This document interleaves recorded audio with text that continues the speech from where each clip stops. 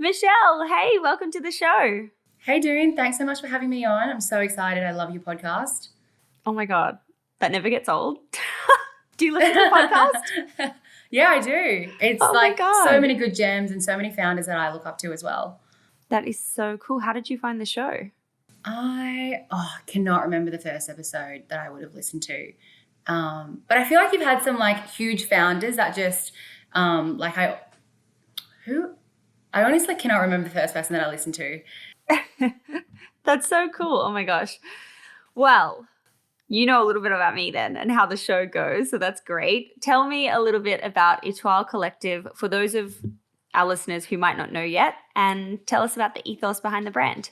Yeah, absolutely. So I started Etoile back in 2016, very, very casually, not thinking that this could ever eventuate to something that I do full time. We're all about building a destination that will make one's interaction with beauty more enjoyable. So our product range includes thoughtfully designed travel cases, makeup organizers, vanity mirrors, lighting, and also some furniture. And I went full time in the business 2 years after it started and have been going full time ever since kind of early 2019. I love it. I was deep in your TikTok content and was like, oh my God, all these things I never knew that I needed, but I need. And you know, those videos you do where it's like a messy makeup bag and then transformed into like the neat thing. I was like, I'm that girl. I've got that messy, like everything just jammed in. And then I pull everything out to try and find something. And I'm like, I hate this, but like, I don't know that this is great solution. So I love it. Those videos do so well. Yeah, they do. They do. Let's take a bit of a rewind to pre 2016 to how you got to start with this idea. Like, what was leading you towards starting your own side hustle because you were working full time at the time? And why beauty accessories? I have always been someone who kind of fell into the beauty game really early. Like, I remember in year 8, I was the first amongst all my friends to get started and like try experimenting with different makeup. And I think it was because as a child, I was always someone who was very self-conscious about my ethnicity and having different like facial features. And so I remember turning to YouTube and discovering Michelle Fan, who was kind of like an OG beauty YouTuber. And she would kind of morph herself into like all these different looks. And I was like, that is incredible. I want to give that a go. And so I started experimenting with like mascara, eyeliner, all of that, and just started creating my collection. Couple of years on, this collection grew to like so much product, and I just remember feeling very stressed about the whole thing and just had like bits and pieces kind of everywhere. And I've always thought that, you know, the beauty process is meant to be a super uplifting process, meant to make you feel good, look good, all of that. And I mean, I wasn't feeling any of that when I was actually getting ready. So I really just wanted some products to keep myself organized, have a little like beauty nook in my room where I could go to and just have the process feel really good. I couldn't find any of these products in Australia, so I had my dad's help, who kind of worked offshore, to kind of source some products. And I really just used it for myself for a couple of weeks. And then I guess on the flip side of all of this is that I've always been someone who's very into like consumer goods, branding and marketing. And so I thought this was a great opportunity just to kind of have fun with it and like just to see where I could take it. I didn't really have any business plan in place or any kind of idea of like turning this into a full-time thing. Yeah, just thought it would be an outlet where I could creatively, test all these different things that I enjoy doing. That's amazing. And what were those kind of like early steps to you actually, getting ready to launch this business online? Such a casual process. So first and foremost was getting the stock in, and I did have my dad's help in kind of finding our initial manufacturers, and personally I just designed products that I needed for myself. So, we started with 4 acrylic organizers, a lipstick holder, a palette holder, a brush holder, and a compact holder. So very kind of basic designs, but at the time I honestly couldn't find it in Australia. And then from there, it was a lot of admin work. So like starting the Instagram, starting our website, getting all the business registrations and everything up and running. And then we essentially, as soon as the website was functioning, we were like, hey everyone, you can now shop us. But we had like no marketing plan, no launch plan. Everything just kind of grew organically from there. And to getting like to that point, getting the inventory, getting that kind of like early batch of products, What was the investment that you needed to put in of your own money, and how were you funding the business in the beginning? So it was all from my savings from my full-time job. And fortunately, like these products didn't really have a super high MOQ, so minimum order quantity. So I think it only a few $1,000s in our first batch. And then from there, we kind of, used the revenue from that to kind of invest more and expand the product range. Yeah, it grew just organically. And kind of from day one, we were profitable. So that was certainly really helpful. And when you say you grew organically, is that like you just literally on social media, or is it you going to markets, or, just telling friends, or what were the specific things you were doing to kind of get the word out there in the beginning? Purely on social media. I mean, this was a complete different backdrop in 2016, 2017. The height of Instagram. Literally, and people just loved seeing vanity inspiration. So I remember we would post just like a corner of my own bedroom where we had these organizers set up, and people loved seeing that. They would tag their friends. Like, word of mouth was super powerful for us. We didn't really switch on paid marketing till I went full-time in the business 2 years after. So everything was just, via word of mouth, people tagging friends, being like, oh my God, take a look at this. I need this. And I don't think it was like, you didn't really see that content on Instagram at the time. So it did really well for us. I mean, vanity inspiration still does really well for us now. We just have kind of adapted the content creation process to, what social media has now turned into. And is that how you would say that your Instagram grew in the beginning, or did you have like a kind of strategy? Because you obviously have hundreds of thousands of followers on Instagram. You've got 100 and something thousand followers on TikTok now. Has it just been purely through content? Through content creation, yeah. So we have always wanted to be a place where we could inspire others to do something with their own space, get rid of the chaos and just declutter. And yeah, we've always wanted to inspire people through our own personal content, and also content that we kind of repost from our customers. And I think people really like to turn to our page when they need ideas of how to organize, or, how they can kind of reinvigorate their space. Yeah, and I think it's like really shareable content too. It's easy to like send it to a girlfriend and be like, I need this. Like, this is me. I'm that cluttered person. Yeah, and it's also kind of the content that you can scroll for hours, because there's always like something new, or like a new idea that you can add to your space. So true. Easy to watch. Let's go back to this time when it's like circa 2 years in. What is the prompt for you to quit your job? Firstly, I hated my job. So I was in banking, doing finance, and I really didn't enjoy that. And in those 2 years, Etoile grew completely organically. Like, I was not putting in very many hours at all to kind of get this thing to grow. And I did have a financial milestone in my mind. This came from absolutely nowhere. Can you share what it is? Yeah, I said if it could organically reach $20,000 in sales a month, I'll go full time. And yeah, we did that in October 2018. And yeah, I was like, all right, I'm so done with banking. Let's go full time on this. I know like specific levers that we can pull to grow. So that was like a complete rebrand, a redo of our website, expanding the SKU range, turning on paid marketing, so like Facebook ads, Google ads, all of that. And I thought, I think there's a lot of room for growth if I go full time and spend all my time on it.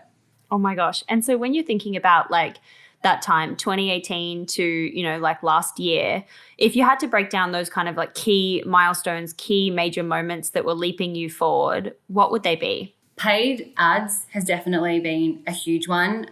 So on like Facebook and Instagram, and then more recently TikTok as well, that drives a lot of growth. But organically, like, I think we've doubled down on content creation, and we've always like adapted to different trends, go from Instagram to TikTok, going from posts to reels, and just keeping up with the times and how people want to see content. That is definitely our bread and butter, content creation. And the best thing is it's completely free. It's organic. That is definitely like the biggest thing that has driven growth in the past 2 years. I feel like once the iOS 14 changes happened, like everyone needed to really triple down on just like content and storytelling, which obviously you lend yourself really well as a brand to be able to do that.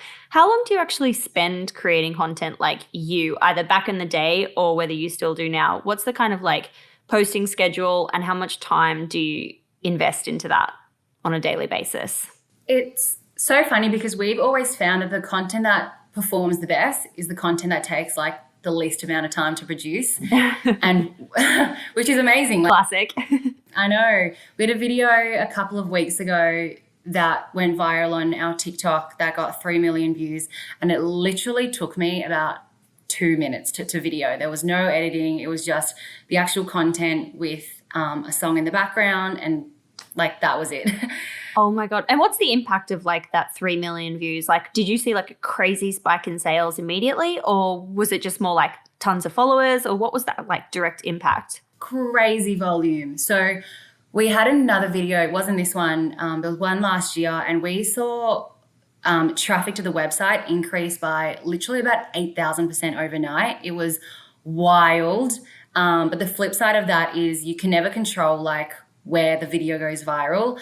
So back then we were just in Australia, and I think the TikTok went viral in the US, and we don't like really push international shipping because our products are kind of heavy and bulky. So it's really hard to convert international customers. So we really didn't see much of a sales uplift, but we just in terms of brand awareness and traffic, we saw a huge uplift. With this video 3 weeks ago, actually, we were just in the middle of we were about to launch our US store, and we weren't quite ready. I think we're about 90% of the way there. And then this video went viral. We kind of saw 15,000 visitors onto the US site, but it was a password protected page. So that moment we were like, all right, scrap this. Like we just have to launch now. We've got so many visitors to the website. And it kind of provided the perfect backdrop to our US launch. Wow, that's so cool. So cool. So exciting. And so you're based in the US now, kind of growing that side of the business. You've moved from Australia to the US. Yeah, that's correct. So fun. My gosh. I wanted to ask you about the high ticket items, because obviously that's like such a cool way to, increase the lifetime value of a customer, increase the average order value. What's it like though in terms of the logistics and, mirrors? I know that you have like products with lights on them. Like I just feel like all this stuff becomes like harder operationally. Oh my God, it is a nightmare. Yeah, it's really difficult. I would tell anyone who's thinking about getting into like furniture or like really heavy, bulky, fragile stuff, like it is logistically really difficult. Yeah, it's expensive to ship. It's expensive to warehouse. Things break. Couriers aren't fantastic. I mean, that's probably the thing that I dislike most about Etoile. And I wish like my former self knew how difficult I was making my life by expanding into like mirrors and furniture. With that though, like obviously being so difficult, is that something that you then think, hey, it's worthwhile pursuing? Like, or is it something that you're thinking we should scrap that complicated side of the business and just kind of like, it's a good revenue driver, but also it's not worth the headache? I mean, I think like the magic with Etoile is being able to come for one thing and then also discovering other pieces that you might want in your beauty space. So we really think it's in having that entire kind of product portfolio. So the furniture range and the mirror range is there because like people want that for their beauty room. And yeah, it's just something that we have to deal with. I think we're getting better at it. I mean, one thing that we've implemented over the past 2 years is same day delivery in Metro Melbourne and Sydney, which is a lot easier than when things have to go into a depot and then onto like the final driver. So that has worked amazingly for the business. And yeah, so it's really great for these big bulky products. Wow, gosh. Crazy. What is your best piece of advice for entrepreneurs who are early on in the journey and just kind of getting started? Firstly, I think start creating content for your business before you actually have like an official business. So when you're creating your mood board or sampling products or designing products, like just start documenting it and taking photos of it.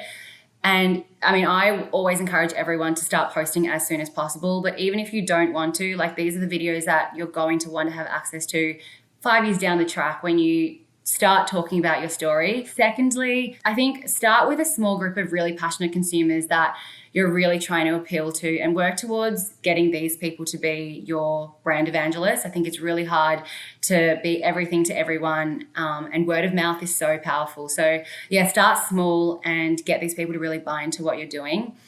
And then the last thing that I would recommend is to not be afraid to kind of shout about your small business. I think women especially, like we tend to be really self-conscious and worry about scrutiny.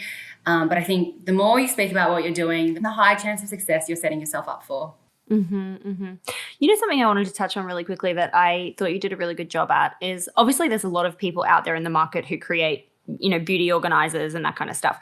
And I love how you're able to kind of lean into when people ask you the question, like, why are you different? And like, you know, why is this so expensive and all this kind of thing? And you create content specifically, like really showing people the difference. And then people are like, oh, okay, yeah, I totally get it. Like that makes sense. And specifically what I'm referencing is I saw a video on one of your accounts where it was like, you know, why is your product so expensive? Or what makes you different was the question. And it was like you or someone, whoever was doing the content, throwing like a competitor product and it kind of like smashing, and then you throwing one of yours and it basically like, sure, it has a little crack in it, but like it still functions, it still looks perfect, and it still spins. And I was like, that's a really great way of like leaning into the, you know, those kind of questions and creating content that shows people why you're different.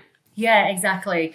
I mean, that's one of the biggest challenges that we've had in the business, because I understand, like, you know, it's not like a skincare product, you're not putting it on. These are quite homogenous products where there are competitors like everywhere. And like one of the most difficult things that we've kind of had to do over the past couple of years is build the moat for the business, like tell people why we're different and show people, you know, this is why we cost this much and this other person costs this much.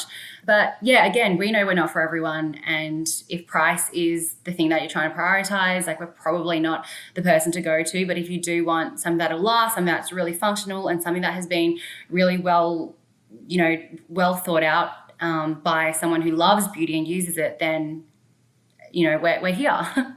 We're here for you. Love that. Yeah. Where's the business today in terms of like how big's the team? Obviously, you've expanded into the US, you've done the international thing, but how big's the team? Are there any like rev figures you can share for the year? Anything you want to shout about upcoming? We are actually still really lean. So we have 2 warehouse managers in Melbourne. We have someone in customer service, and then it's just myself. But we tend to work a lot with freelancers and agencies who do, you know, our Facebook ads, our SEO. That's crazy. I read like an article where you're doing like 5 million a year or something nuts, and I just expected that you'd be, you know, bigger than like in terms of team members, like building that. That's amazing.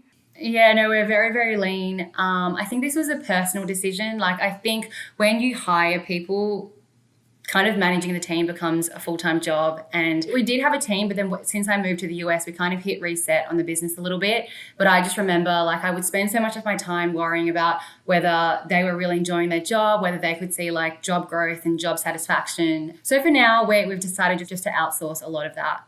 But maybe in the future, like I did really, really love having a team. So hopefully down the track, we will be able to kind of build an in-house team again. I also feel like the world has changed so much because of the pandemic, and we're seeing more of like you can just hire someone remotely to do the one thing that they do really well, just to do that at scale, and having like lots of people who do it. And, you know, that's how I run my business too.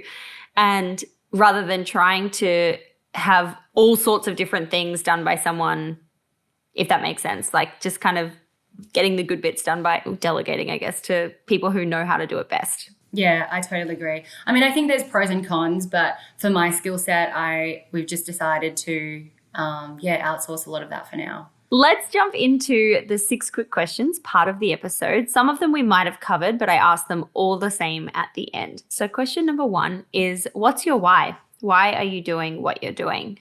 I think since we started back in 2016, I've always thought that, you know, there is no destination online or offline dedicated to making one's beauty routine more enjoyable. And I've experienced firsthand how amazing it feels to go kind of from something super chaotic to having everything organized with really good lighting. And we just want to bring this to everyone on a global scale. Not to mention, I adore the space. So this doesn't feel like work to me. So I just love what I do. Loving the day-to-day. Amazing. It's what we all dream of. Question number 2 is, what's been the top marketing moment in the business, or number 1 marketing moment for you? Probably be what we spoke of before. It's those organic TikTok videos that just blow up, and you literally see, sales and more so traffic absolutely skyrocket. 100%. Question number 3 is, what's your go-to business resource when it comes to a book, a podcast, or a newsletter? I actually think it'd be Twitter. There are so many good kind of DTC founders on Twitter talking about absolutely everything. So before bed every single night, I'm scrolling through my Twitter feed. Any special recommendations you want to make? Social Savannah for kind of like TikTok content creation stuff. I love Jason Wong, who's the founder of Doe Lashes. There's so many. Nick Shackelford, Nick Sharma. All good ones. All good ones. I'm going to check them out if I'm not already following them. Question number 4 is, how do you win the day? What's your AMMPM rituals that keep you feeling happy and motivated and successful? I definitely love a good routine. I don't always stick to it, but I love going to the gym in the morning, making sure I get 3 meals a day, making sure I get enough sleep, and then just spending some time to kind of unwind and switch off from everything Etoile, which is usually very difficult. 100%. And like, it's so difficult to switch off your kind of brain and phone in the evening, like before bed. I think they say like an hour or 2 hours before bed, which I find so difficult, but I'm trying to flex that habit and like make it, a rule, a house rule. Yeah, same here. Question number 5, what is the worst money you've ever spent in the business and how much did it cost? Like a money mistake. We spent a lot of money buying too much product. It was actually our travel cases just before the pandemic hit. And at that time, we already didn't do any kind of inventory forecasting or anything like that. It was simply just like my finger in the air approach, and I would kind of just guess how much we needed.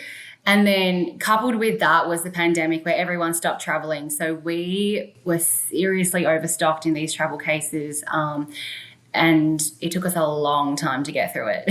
So we had a lot of cash kind of just tied up in inventory. Tied up, sitting there in boxes. The worst. Hate that for you. And last question, what is just a crazy story that you can share, good or bad, from the business and the journey? I mean, we had a nightmare batch of products come in one time. This is about 2 years, maybe 3 years ago. And it was our mirrors. And this is when we were still kind of warehousing at home. So I think we ordered about 200 mirrors, and we had them all kind of in between all these rooms. And we sold maybe about 50. And then from there, we started getting customer emails saying, hey, like at night when I go to bed, there's kind of this dull flashing light going on behind my mirror. And we were like, what on earth? Like, we already sold 50 of these. How are we only getting this query now? And so we decided to open one up, and lo and behold, there is this dull flashing light. So we speak to our supplier, and basically they let us know that the flashing light was from the LED driver, which powers on. It's kind of like a lighted vanity mirror. And they essentially forgot to put this, like the lid on it. So the flashing light that indicated that the mirror was operating would peek through the actual LED screen. So we had to open every single one of these mirrors, and they're not easy products to unbox because you've got so much packaging and it's like double cartoned. So we opened every single one, put this lid on that the supplier sent us, and then we had to rebox every single one. And honestly, it took us so much time. Oh my God. And did you have to send, for the 50 customers who had already bought and like received, did you have to get them back, or did you have to send them a new one? No, we didn't really want to ask our customer to, hey, unscrew the back of the mirror and do this. So we were like, we'll pick it up and we'll send you a new one. So yeah, it cost us a lot as well. Oh my gosh. How much do you think it cost you? I mean, it probably more so cost us in terms of time. Like it probably took us like more than a week. So it was, just more so the time and effort investment. But from money, I mean, it was probably a couple thousands of dollars. Oy. Crazy. Michelle, thank you so much for taking the time to come on the show today and share your journey with Etoile. I'm so excited for you, and I'm so excited to meet you in New York soon. Thanks so much, Doone. I'm so excited for your book launch.